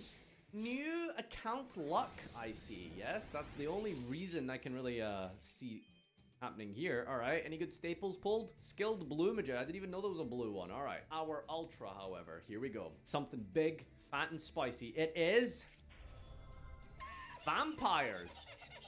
Vampires unlocks Eldritch. Oh no. Don't forget as well, we get a craft every single week from the main deck. So we could craft any of the cards we need. Another ultra rare. I am just rolling in the De Niro today. Let's see what it is. Good staples here. Nope, none whatsoever. I guess Quandax is an okay synchro, but our ultra is... didn't Doug play this against me last season for like 1 episode, I think? Wasn't very good, I remember. Okay. Next pack. Okay. We just want as many holes as possible to open as many secret packs as possible. It gives us as many options into fantastical decks. Using the Dart Magician and Balwolf! I would play Dart Magician if I could. Okay, next up we've got nothing. I was debated. Pack number 6. That looks kind of good for Mythic Plus. Main deck monsters and a holo Doodle Chimera. Probably one of the least played attributes, honestly, other than like Salad Boys. Those people are even real. Not looking too good here, chat. Honestly. Okay, another pack, and it's de nada. Is this a holo or am I being debated right now? I can't tell. I feel like this has to be a holo. A good one. I was actually debated. Look at that crazy animation for a shiny Nefariozer Arc Fiend. Alright, final pack. We are ending on an ultra rare. It is gonna be something. 2 holos in this pack, baby. Let's go. We got Jack in the Ass. And our super is Worm Solid. No clue what pack this unlocks. Probably begins with the letter W and ends in erm. Stop playing Chaos. Stop saying Chaos Max. He's not playing it. Oh, okay. Blue Eyes Chaos Max. Dargan. Got some options today. We've pulled Blue Eyes and Dart Magician. Let's check out the secret packs and do some research and see what we're going to play. Here we are back with Master Saga. This week we are going with the Infinite Impermanence bundle. I think this should be a pretty good hand trap, and actually going second, it can stop the Ritual Beast combo. Probably won't use it as our 1 UR today, but we're just kind of building the collection for future episodes. A lot of holos in this opening, so we do want some options here. The goal for today's deck is to be able to set up 1 interruption on turn 1. Ooh, Boojins. We really want to set up an interruption on turn 1 because the Ritual Beast deck, while it looked pretty crazy last episode, also I didn't open any forms of ways to stop the combo on turn 1 either. So I think if you have like 1 way to stop it, you should be good. But I did kind of realize today, right before streaming, that Farfa can still play Ritual Beast even with the restrictions in today's episode if he wants to. He could use Ulti Canahawk as his UR, and then Steeds and the Ulti Apelio as his super rares. He wouldn't really be able to play like any other good cards in his deck, but he would be able to play the Ritual Beast combo, which would be pretty scary. Man, these pulls kind of suck. Here we go. Ice Hand. Oh, I love Ice Hand. Wing Blast. This would be a great pack to go into. That pack is incredibly strong, as I have found out not only in Saga, but also in Roulette. Yeah, I mean, this is like a really good card, and it does unlock a pretty good pack. That is the Odd Eyes pack, not the Perform Pel pack. And I don't know, though. I'm really inexperienced with Pendulums, so I'm not really sure if that's a deck we're trying to play. But maybe. Maybe. Oh my gosh, you only pulled Dark Worm? That's kind of crazy. Ying Zings! Yazi is a really good pickup. Obviously not going back into the Yang Zing pack because we already played it last season. At the end of last season, really, so I'm not going to go into that. But it is a very good level 7 to pick up so early on. Ooh, okay. Card Trooper. Destiny Hero Dominance. Maybe we'll look at that one. Ooh, 2 hollows. Oh my gosh. Okay, that doesn't unlock anything. This one, though, unlocks the Infernity pack again, which we did have an option to go into last week. Infernities would be really bad for this week, but it could set up for future episodes, maybe. Farfa did mention that Ritual Beasts were like Infernity 2, so we could play Infernity 1. Danger. Final pack here. We could use a couple of our secret pack pulls to try to get to other secret packs if we feel like we didn't unlock any good ones. Red Dragon Archfiend. Okay, now this pack is actually pretty interesting. There's some good cards in there. I'm gonna have to look here, but we do have a bunch of options. Not sure what's gonna be the best for this episode, but I think we're focusing on like what's the best overall. There's more than just this episode, although I do want to try to win because unlocking a UR next week would be huge so that we could actually go into Super Agent, which would make our Spiral cards a lot better. But let's see what we can go into this week. U2B, we're here with our secret packs, and we have chosen, democratically voted for and decided by you, the people. This is why democracy is a mistake, and this is why no one should be allowed to vote except me. Let's see if we can get those Eldritch the Gold. No Eldritch the Golden Lord this week. Oh well. Let's play zombies! Just vanilla zombie beatdown. Maybe I can summon Lord and stuff, you know, and that's about it. Alright. Oh, okay, we got Abyss Actor Plate. Well, there's a lot of hollows in here. Springgan Merrymaker, Vampire Retainer. Okay, that's a good card. Then we got Scourge, so I think we're off to a good start with our zombie cards. Random Ultra Rare is... Wrong. Protector of the sun and sky, I beg of thee, please heed my cry. Getting scammed, I see. Vampire Awakening. This is a good start for vampires, just saying. 13 packs to go, or some 14. Yes. 15 minus 1 is indeed 14. Another hollow, boy. Hollow in here. Okay, we got Sky Blaster. I'm pretty sure that's a good staple. We got a good generic rank 3 in Giga Brilliant. Vampire Grimsun. Shadow Vampire. Another Grimsun. And 7 Cities of the Golden Lord. That's the fusion. Hopefully we pull Eldritch. And I will clarify, if you watch Team Samurai's channel, I will clarify that I mean the main deck Eldritch Lord, not the other one. Cursed Bamboo Sword. Got a Vampire, Vampire Domain, Vampire... And the final card is another 7 City. Alright, Vampire is looking kind of good so far, not too bad. And Fluffle Cat. Vampire Familiar, Conquistador, Vampire's Curse, and the third 7 City. I'm gonna pull the fusion today, aren't I? Yeah, that's what I'm gonna waste my luck on. I'm gonna actually pull the fusion. Super Rare Interrupt Resistor. When you take battle damage, special this from your hand, and if you do it, gains attack equal to the damage you took. That could actually be good enough to play because of how bad our decks are right now. Pack number 5. Alright, we got Grace, Red Baron, Vamp, I think she's a one-of, and Eldorado Adelantado. I mean, to be fair, we've only really pulled Vampires, not Eldritch cards today, but still. Have you read it? Oh my god, Misk! And Cactus What the frick? Huh? That's my royal rare? Oh my god. No way. First royal rare of Master Saga Season 3. Unless did Doug pull one last week? Because I didn't. That is the first royal rare, is a Cactus frickin' Bouncer. Do we have to craft a DNA surgery this week? Oh my god, an ultra rare. Guardian Slime! Curse, Scourge, Baron, and Vampire from... Okay, chat, I'm just saying, like, it's definitely gonna be vampires this week, not Eldritch. Ultra! If you've been watching the stream right now, you know exactly why this is so stupid. I've been trying to build Labyrinth and Runic, and I kept pulling this garbage as my ultra rare. Oh my god. Alright, next up. Who do we have here? Branded Expulsion. Vampire Sork, Vampire Retainer, Vampire Vamp, and Vampire Retainer. Okay, 0 Eldritch cards in there. Could just use the Lord real quick. If that could be my ultra rare, I'd be pretty happy about that. If I could just get Lord, that'd be kind of nice. There's a chance. There is a chance.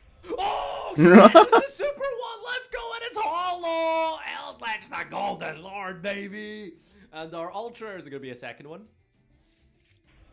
Ah, well, we couldn't be that lucky, huh? Final pack here. Oh, boy, can we end on a hollow? I need some Sanguines, I believe. Yes, that's what I require. Cursed Outland, Sanguine, asking ye shall receive, baby! And a Fraulein as well, because why not? 5 packs to go, by the way. Let's see if we can get some more main deck Eldritches. Not that one. Pack number 2. El Dorado Adelantado. Ah! Play this. Pack number 3. Help. Boy, it's a hollow. Oh my god, I'm getting all giddy. I'm gonna pull a shiny card. It's not from the pack. Unlucky. Pack Aroma Gardening. Curse, Lord, Kingdom, Sork, give me some Eldritch cards. This is pack number 4. Bro, like, I swear. They should let you buy a specific amount, because I just keep forgoing. Warm Gulls. Gee, that is oh my god. My face when I wake up on a Monday, huh? That's my 7th 7 cities or something. And the holo is... That's insane. That's big. Sanguine, Black, and Lord. That's huge. That's huge. Huge! Okay, so I think we have one more pack now. One more pack. Let's go. I believe. Ooh, another holo. Let's go. Boing. Cosmo Forehead. Grimsun. Shadow Vamp. Retain. Full vampire deck, I'm pretty certain. Just saying. Not a bad haul. Let's get into some deck building. 2 ultra rares, 1 super rare, grand total in the entire deck list. Let's see what we can put together. Okay, this is going to be a little bit crazy, but I'm actually going to try 2, maybe just 1 packs of Synchro Mode Change before we open 10. Now, the reason I'm doing that, the reason I'm doing this is because there is a TG super rare in here, and I think the TG pack would be really good for this week. So I'm going to give myself 2 attempts to see if I can go into the TG pack. Hollow is from the pack. Wait, that's cool though. Oh, okay, I don't know what I'm gonna do now. Okay, that is kind of what I was trying to do though, like unlock 1 more secret pack. So now I have 14 secret packs that I can open. Well, I'll give myself the second pack. And if this one is Stardust, I will go into this pack. Oh, it's not from the secret pack. Assault mode activate. Tin Dangler! Oh my gosh, another assault mode! Wait a second. Okay. Yep, I'm willing to gamble. 10 packs of Synchro Mode Change. So I was actually considering going into this pack because it has a low rarity, level 8, or I believe rank 4 engine. It's just like, yeah, Side Reflector, stuff like that. We have a Dynamite. Oh, Royal Rare Dynamite! Holy shit! But yeah, you can pull like this low rarity engine. It's all rares, I believe, including Assault Mode Activate. That can just give you like a level 8 synchro or rank 4 monster every single turn, I'm pretty sure. Yeah, this is one of the cards that's good to pull. So I was actually considering going into this pack for that reason already. But I mean, pulling 2 copies of Stardust Assault Mode, I mean, I have to try for it, right? I have to try for it. The best card of 2017! And then we'll have 3 packs after this left over. We've only opened 12 once we open these 10. Another copy Assault Sentinel. Very good. If we could pull like some Psychic cards in the future, the Miracle Synchro Fusion could be good with Ultimate Axon Kicker if we do happen to pull it, but realistically not sure if that's going to happen.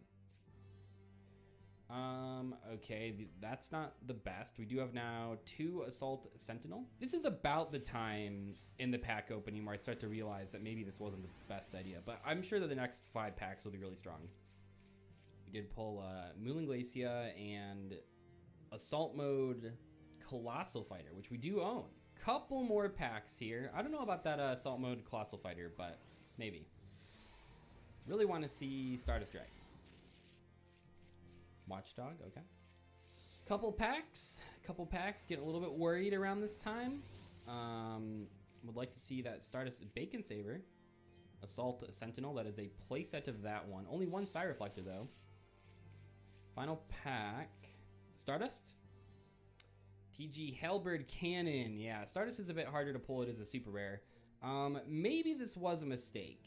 Or maybe this Stardust is in the extra packs. Let's go. Yeah, no URs, by the way. Fuck you. Alright, I bet Stardust is in these 3 packs. Guaranteed.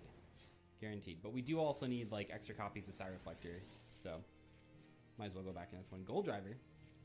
Side Reflector. That's our second copy. Really big pickup. 2 more packs. Oh, fuck. Pantheism. Pantheism. Oh, we pulled Wandering King Wildwind. Final pack here. Final pack. Stardust Dragon, are you here? And we can't craft extra deck monsters anymore. It's fine, it's fine, it's fine, it's fine, it's fine, it's fine, it's fine.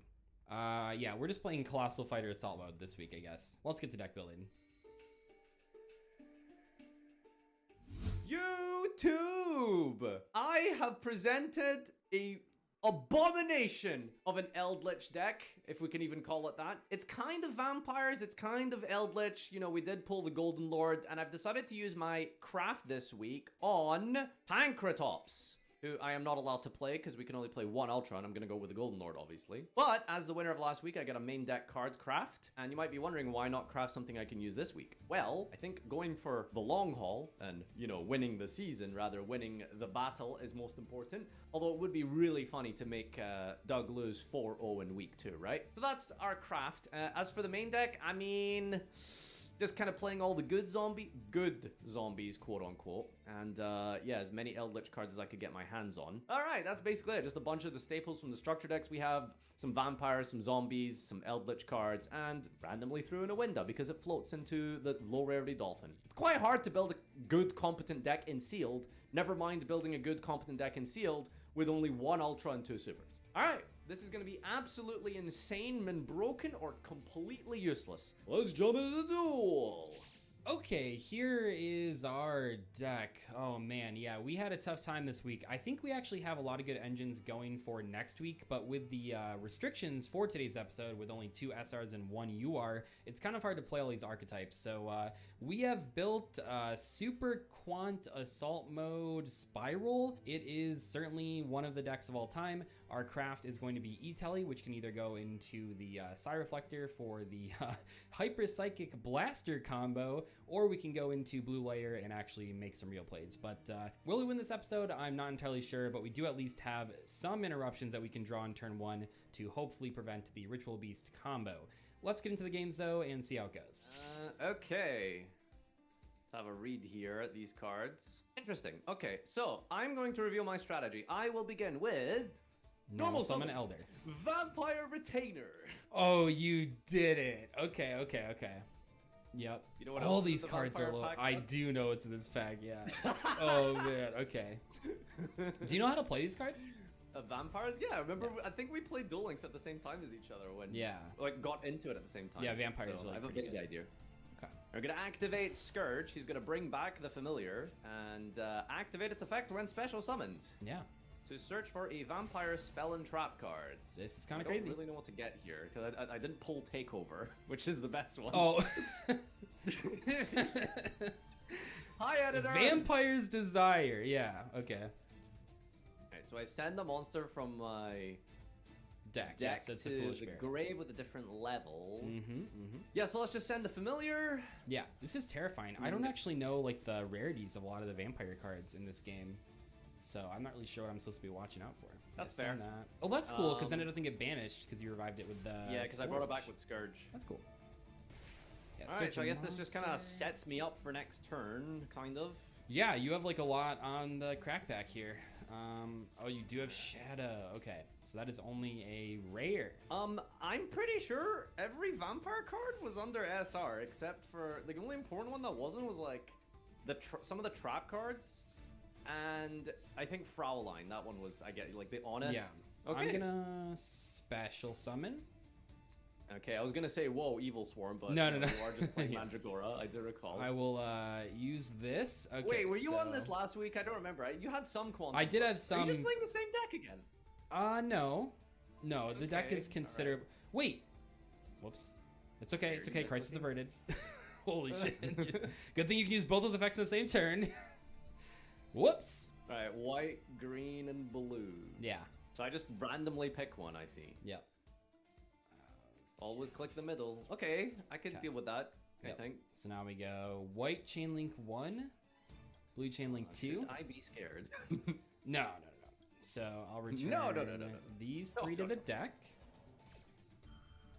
So yeah, those 3 go back to the deck, and then the white layer will search the fairy again. Okay. Search another one. Okay. Yeah, so it's a cool little resource loop. All right. Now the question is, what do I do? Well, yeah, you made against... your Mandragora 1, so. Wait, why can't I? Why can't you what, Doug? Why can't you avoid? That doesn't just change super quants? +1.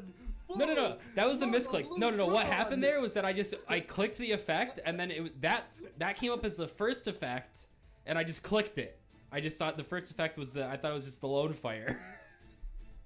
Didn't even read it. Every other Master Duel player, I just clicked it. Fuck. Oh no, battle phase pass. This is not. Oh man. Oh Not gosh. like this. Not like this, dude. Setting and passing. Oh no, Doug Z, pow. All right. Oh man. Ooh. Oh man. Ah, interesting. Oh, it's 1 permanently too, just to add insult to injury, so even if it somehow survives. I am going to activate Vampire Domain, which I believe lingers for this turn. So now I can do this. Parallel Twister. Oh, okay, yeah, that's pretty cool. Send the card that I just used to pop a card on the field. Yeah. Let's pop the memory of an adversary. Oh, it's... Okay, you're still playing spirals, sure. Yeah, there's a couple in there. Understandable. Yeah, now like the let's world go is your for- oyster, I'm pretty sure right here. Yeah, for sure. Vamp out the hand here to special out Retainer. I'm going to use the Retainer for a Spell and Trap search for... I want to say Kingdom's the play now, probably. You know, not to make too many excuses for myself, but the rank 4 that I was going to make right there actually just loses to all this anyway, so... You know, actually, I was just trying to conserve resources by not... Oh, yeah, of course. Going for it. I guess we'll get rid of the Retainer. For our extra normal summon, we will activate Shadow Vampire. And special summon from the deck. Yeah. Special summon Grace. That's pretty good. Activate Grace. Yep. So now you send... I don't think I want to put monsters in your grave, probably. So let's just send a spell. Okay. Definitely not traps. What do I not want to draw? Well, I don't really want to draw... Maybe not the worst top deck. I'm just going to send Big Red, I guess. I don't know. That seems pretty bad to draw right here. Big Jeff, huh? Yeah. Alright, so now we're going to pop the... I guess the green layer? Makes sense. And we're going to dump our own familiar. Yeah. Alright, not bad, not bad. No, not that effect. No, thank you. I don't think using familiar does anything from here, although I think it could be worth it. Let's give it a shot. Okay. Let's send the field spell. No draw Summon one. himself. Yeah, chat, you have to discard to draw one. I don't want to discard this. Activate his effect here. Adding another... That's not that crazy of a play. Monster here. When this card is normal summon special from your deck, except but monster you control cannot attack first except special summon. Except that special can't summon. be game anyway. Wow, never mind. I do not have game. Yeah. That's a +1 gifted. Okay. That's. I mean, I was probably gonna do a lot of this anyway. We should explain. This is the first episode we've mentioned these. If you guys are just joining us for season 3, when content creator MBT watches us in the future, I have to gift him a sub for every card we've misread. Oh, no! God damn, Shadow Vampire is significantly worse than I thought. But hey, listen, we got a big board here, and I'm pretty happy with it. Oh, that is... Okay. I'm gonna sphere. Okay. We're just gonna reset. So I get another shot at my last turn. Oh, it's still level 1 though. Oh, but wait. Yeah, I can oh my. Okay. Man, yeah, it kind of sucks that this thing's like level 1 forever. That is, whew, yeah, not great. On the other hand, like, you're kind of like low-ish on cards. Yeah, kinda. I sort of just paid my way down to like a board. I could do this. Activate Spiral Resort. Uh-oh. Yeah. Activate effect. add this. Let's go. Tough control is normal rolling. summon tough. Yeah. I'll go tough effect. Alright, what are we calling? Are you gonna go monster? Yeah, I mean you're playing vampires, right? So. Okay. And then I think I'm popping. Are you gonna go 0 for 3 on toughs? Maybe. Probably. Yeah, I guess I'll target that. Fuck, Trap! dude! Trap! Oh, Lucky. man. That's just not fair. Alright, let's go. Oh, come Equip on. with last resort. Equip with last resort. No, that's bad. That's bad. That's actually really bad. I don't know how to out this now. Yeah, that's kind of like the goal, I guess. Like I can just like live or just like survive. So we'll do 19 over this one for 14. We'll do this over that. Okay, go ahead. Oh, this is like actually impossible. Oh my god. Well, you just I have to can't deal with the target resort. last You just have to resort. deal with the resort first. You know, that's how it goes. I have to deal with resort, then I have to deal with last resort, then I can finally deal with tough. Yup. Like, I'm hoping I can stay alive for another turn. should have sent the field spell. God damn. Oh yeah, someone pointed out that like back there, if I was playing I'm not playing it, but there's like the spiral spell that I could have sent, that I could have special summoned a spiral from hand, but I'm not playing it, so. But that would have been crazy. Yep. Oh, attack for 22. Do some damage. Okay. So sorcerer is like a mystic tomato. Oh no, it's more like a witch. Okay.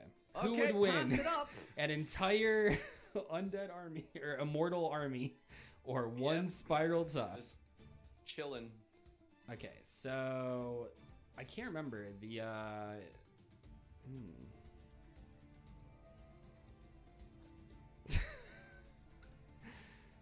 If you guess like these right, like I'm kind of gonna be struggling. Oh god, you're really gonna use? Yeah, I have. Yeah, you gotta force. I'm just gonna force it.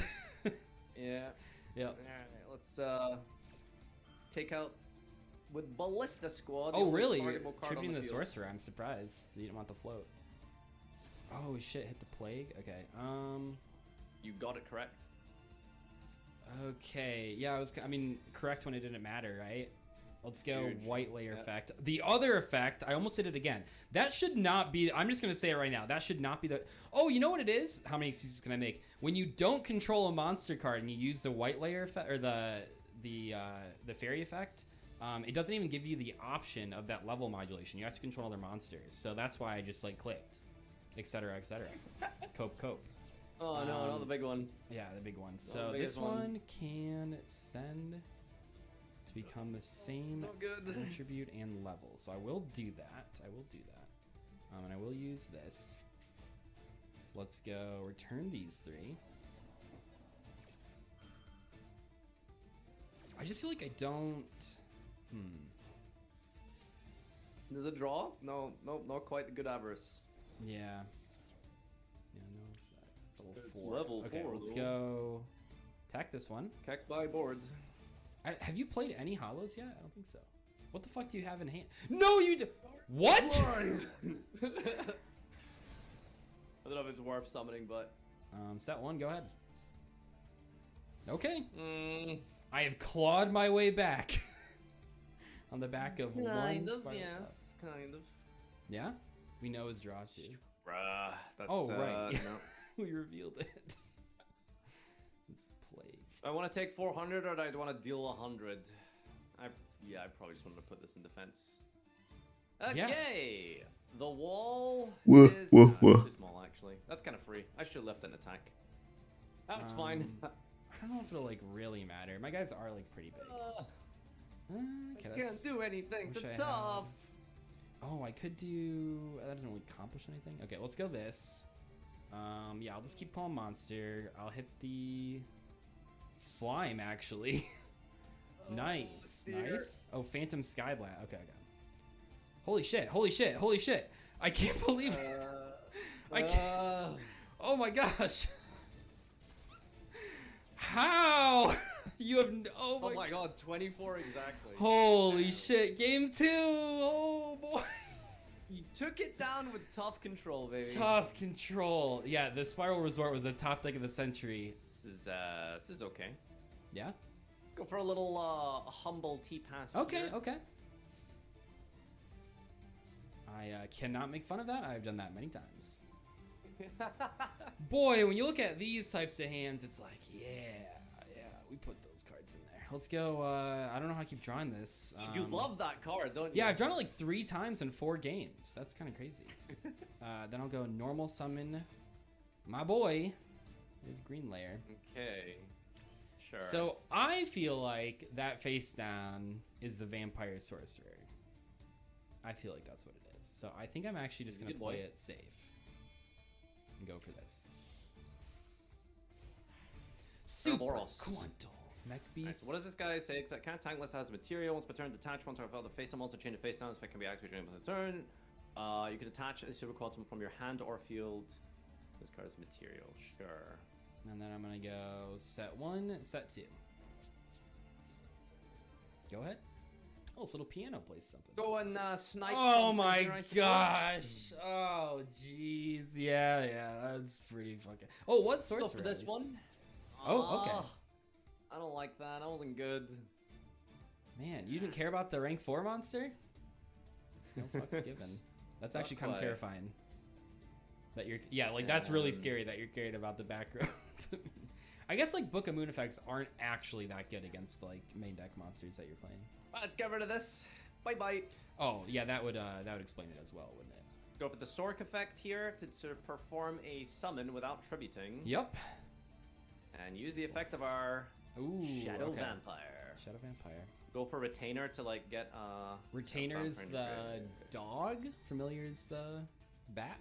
Retainer is the cat and cat. Dog. Are you sure? I haven't seen its artwork in a sec. It's a dog. This isn't a dog. Bitch, is you black? Oh, come on. It kind of looks like El Gato. Well, where do you fall on No, it does not look like a cat. What the fuck? Evolutions. Are those dogs or cats? None. Aren't they foxes? No. It's nothing. It's just whatever.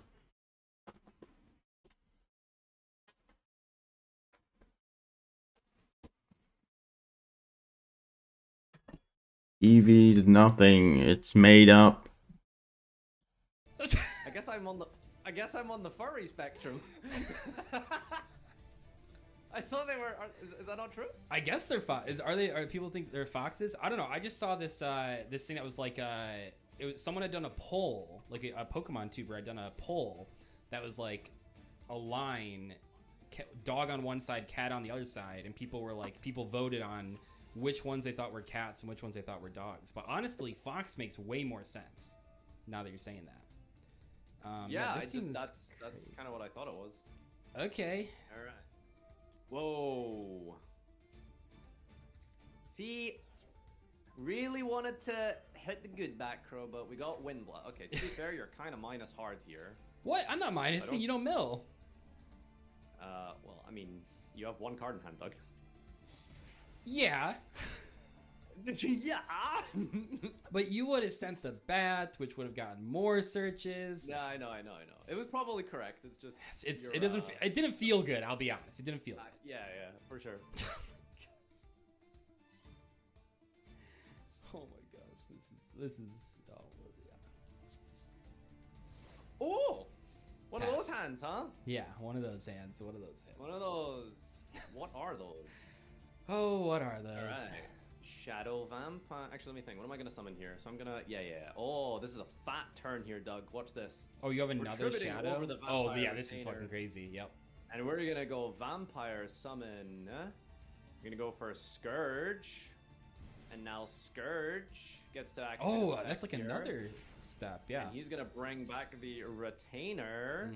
And Retainer is going to activate his effect here to search for a spell and trap. Man, Vampire is kind of crazy.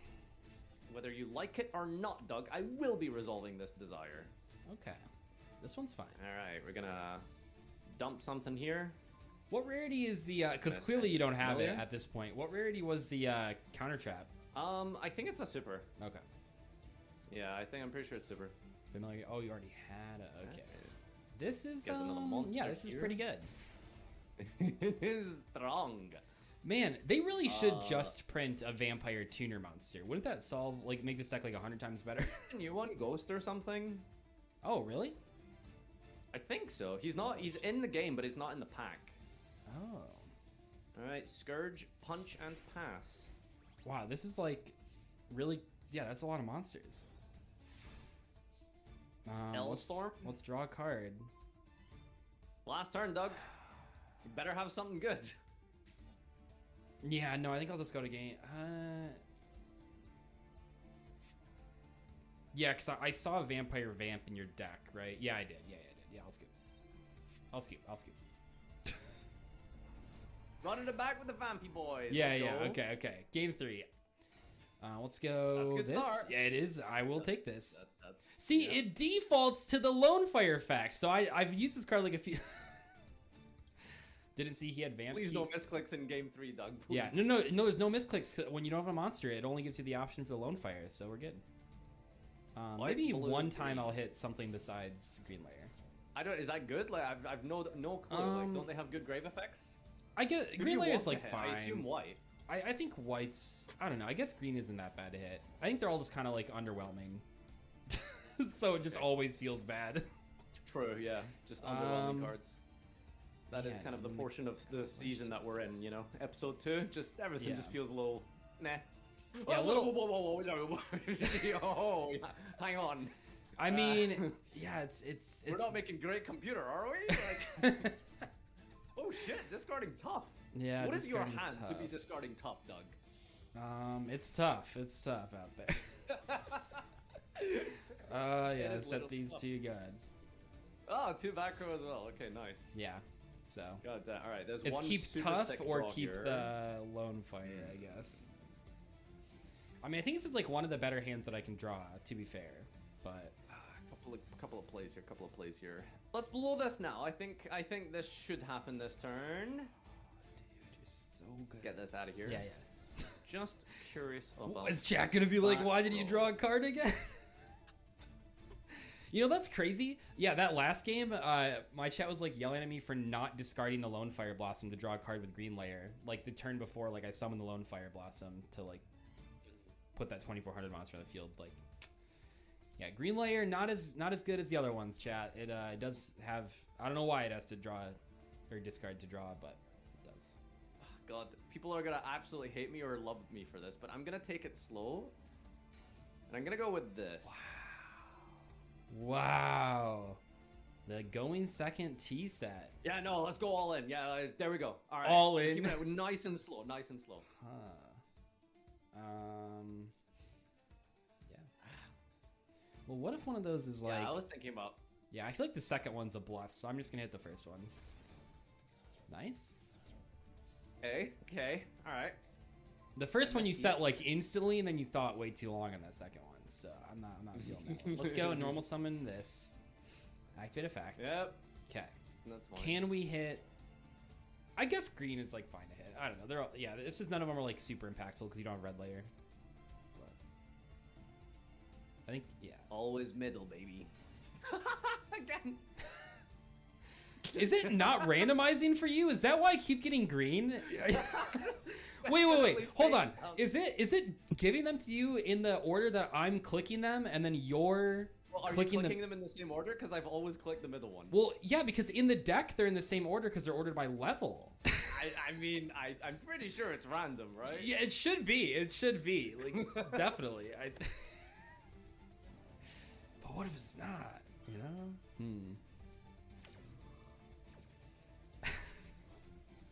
Put them back. Yeah. No, this resource loop is kind of crazy. And then I can add from grave.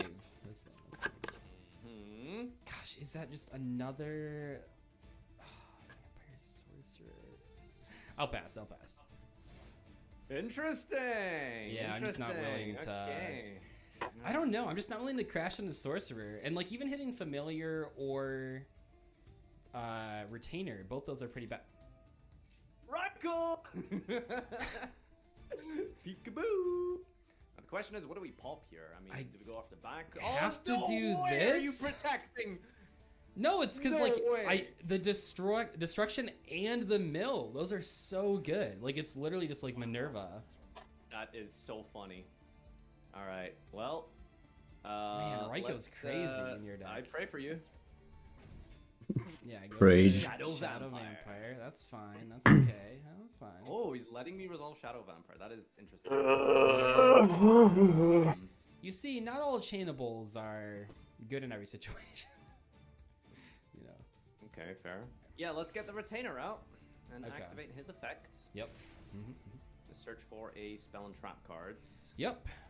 Ooh, so I'm just thinking, there's a couple of options here, many options in fact. Okay, hold on. So retainer's definitely a dog because it looks just like Raikou, which is a wolf. Like it is. I guess he's of the Canis Fenris family of animals. I guess is how you would describe them. What are those words? I mean, how do you just know that off the top of your head? I know Canis is like canine, Fenris is like wolves, so that one is probably not true though. I don't really think I'm in risk of like losing to you. Like next turn anyway. Oh. Just in general, Doug. I'm not gonna Yeah. Yeah, I'll just desire here. I think this is fine. Oh man. I'm gonna dump. Oh, you can target level 1. Yeah, that's pretty crazy. Do you have any rank 1s in there that you can make? Oh, send that one. Nope. Not quite. Fair enough. I mean, you're I don't think there's any rank things. 1 in the game that can deal with this situation. Yeah, probably not. Except Leerless and Aziz, but can't attack this turn. So. What is going on? Loop again for another vampire. Yeah. No, I think like both their decks have like these smaller resource loops. It's kind of like everyone has. Go ahead. Pass. Okay. Man, I think I'll You get to keep my monster. Interesting. I'll stop this like right here. Oh, wait! Also, why are these two green and all these are gray? Grayed out? Shit. What? That's crazy. Yeah, let's go. Let's go big red. I forgot I discarded this turn 1. Holy But shit. yeah, I think I'll end this for now, like right here, the stream. Let's call. I just really don't enjoy playing Drag Tier. Call monster. This is a Oh, fucking horrible shit! class. Called the monster, At least for called me. the back row. Let's go, baby. What are you, some Like, it's basically the impersonation of what I hate about World of Warcraft, or what happened to the gameplay in the last few years. Basically ever since Legion. That they can't get people to play fucking healers. And they just try to make the DPS idiots play healers. And now it's basically almost mandatory nowadays that a healer also, not only are you supposed to heal your group, like you're not only there to carry the fucking group, you're also there to play the fucking mechanics and in Mythic Plus keys. Like in most groups, you are supposed to play the fucking mechanics. Like destroying the explosives and stuff, picking the most important things, whatever. Not only are you supposed to do these two things, you're also nowadays you're almost expected. Like 75% of the time, people will look at you weirdly if you don't deal like 2/3 of the fucking tank in DPS. Like it's fucking ridiculous. And this is the fucking impersonation of that. Like you even have to use fucking DPS stuff to heal optimally. Like you have to use this. You're supposed to fly around like a fucking monkey. Or jump around basically like a monkey. Go in and out of melee, go ranged, use your 200 different cooldowns, like healing cooldowns. You have like 4 different tank cooldowns. It's just ridiculous. I hate this class. And I'm pretty sure DPS is so much easier to play.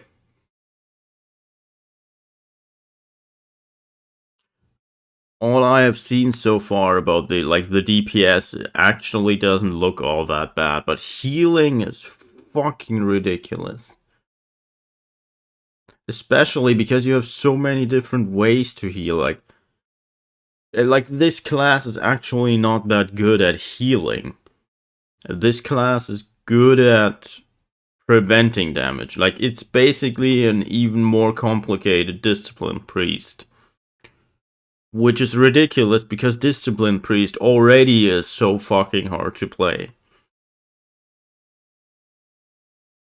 At least at a high level.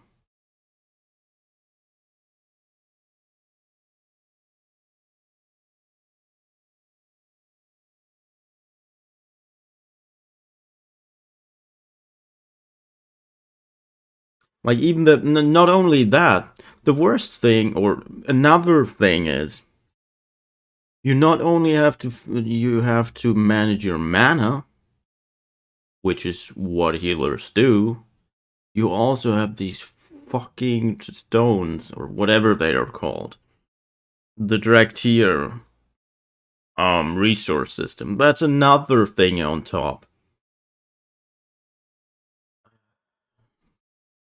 Also, another thing, you have really important buffs. 2 different ways to get rid of bad stuff. Whatever, you have your naturalized to remove, what is it? Magic and poison effects? Not only that, you also have another 1-minute cooldown that does the other things. It's just fucking ridiculous. Especially if you keep forgetting that your normal dispel is pretty shit. And me, for example, I keep on trying to remove diseases with naturalized, which obviously does not work. But it's still in in the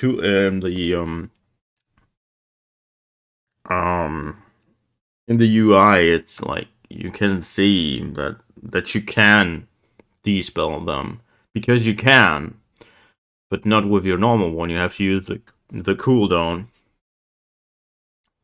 Oh.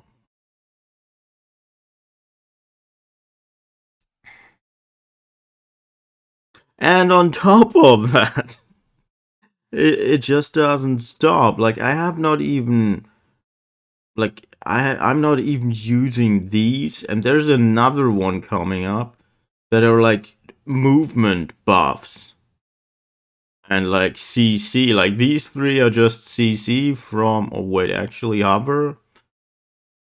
Well, actually hover, yes, is a movement cooldown. But these 2 are just CC. This one is movement. And there's another one coming up. Zephyr. Which is another fucking movement and tank or other well, raid group, whatever, defensive cooldown. Like, why does this class do absolutely everything? Except heal. As I said, the healing of this class is pretty or at least I think it is. And you're basically just a support bot. Like, you can do absolutely everything. You can even use this to kill people. Like, you're even a fucking you can even do the priest thing and just kill people. Like, why does this class has absolutely everything?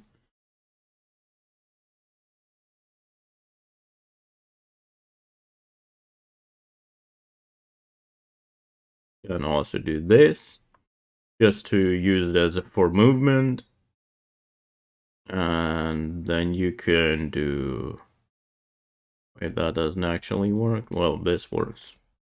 No. Hmm.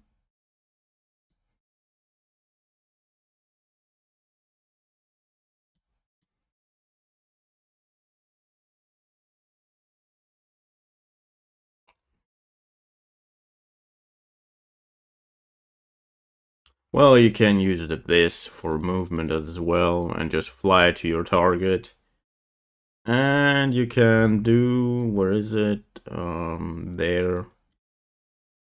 Another one. Whee! Like, why?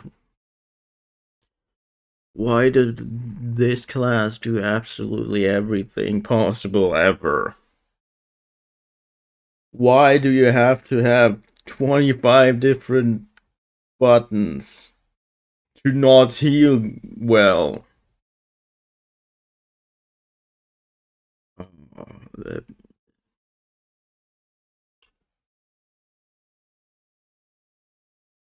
There's even one more thing, like I'm literally still not done. Just think of how much headache this class is even like more capable of giving you if you have two weird non-passive trinkets, maybe even a weapon or whatever other item. Like having 3 more buttons is not like out of the realm of like reality. Like that is quite common to have 3 unused things. And we're still not done. There is pots. Like I have not even the well, healing pots are just, they're on the same buttons for all of my characters. They're like right there. I will put the mana pot there probably later on. That's 3 more buttons.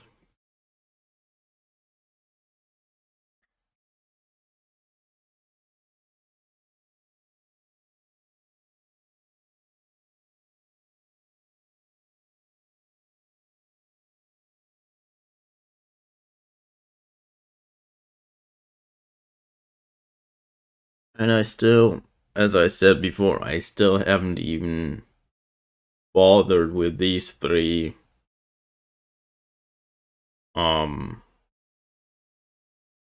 this nonsense. And like I have not even put the rest of the damage skills on a button. Like there's even more. There is the DPS buttons. Well, actually, I don't even know if you use these. You can just use it. This one. Wait, where is it? This one, I guess. But I think for dealing DPS, that this one is probably not good. Question mark.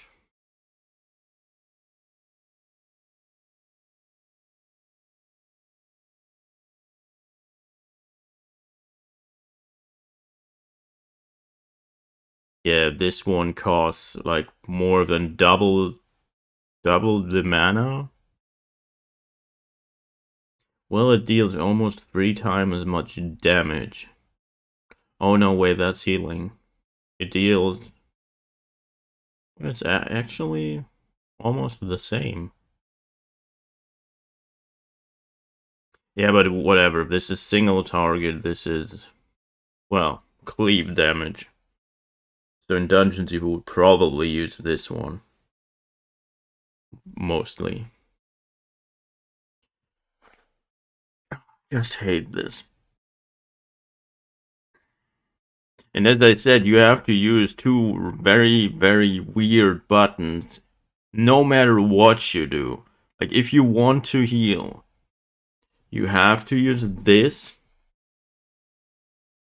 and you have to use this. And this skill is just pretty trash in my opinion. Like, it's just stupid. In a raid environment and even in, like, Mythic Plus.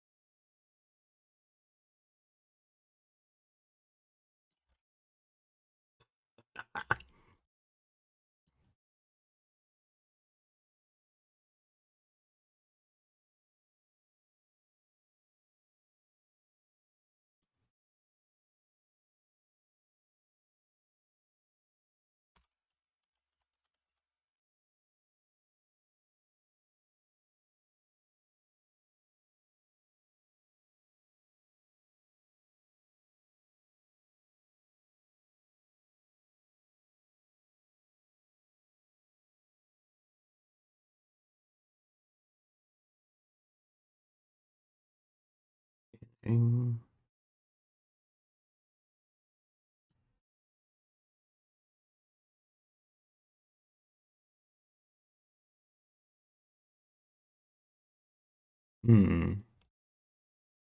Wait, no, no, I don't have to be a skinner and like leather worker. Because yes, this is my only alliance character on this server, but that does not matter anymore. You can't just like trade between factions now, I think. Like I think I have done it or tried it once. Wait, I actually have to try that out now. I'm still not 100% sure if you can do that or not. Wait, what is this? What the?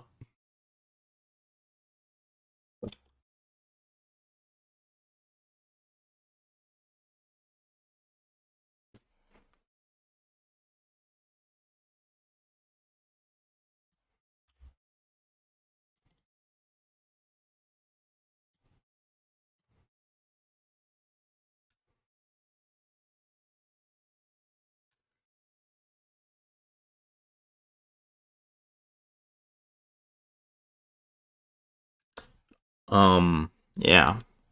I still haven't tried it out, but I think I've read that like over a year ago that now that you were able to send back to send stuff to people on your like on the other side now.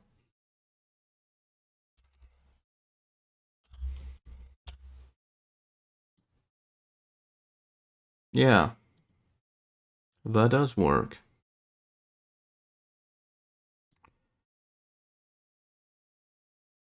I've just sent an item to a horde character of mine. But yeah, also as I said, I'm done for now. I'm like I just don't want to deal with this anymore. I hate the track here. I hope maybe I can find a build for a fucking noob like me that uses like 5 buttons less and still kind of works.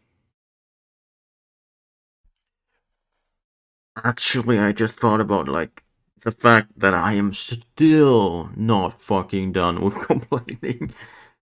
I'm using the raid setup or a raid build right now. This isn't even the Mythic Plus setup. I don't know. I think for this character you actually use less buttons in Mythic Plus, but I'm not sure. I have to look into that later, but for now, I'm done. This class just gives me a huge headache. Bye-bye.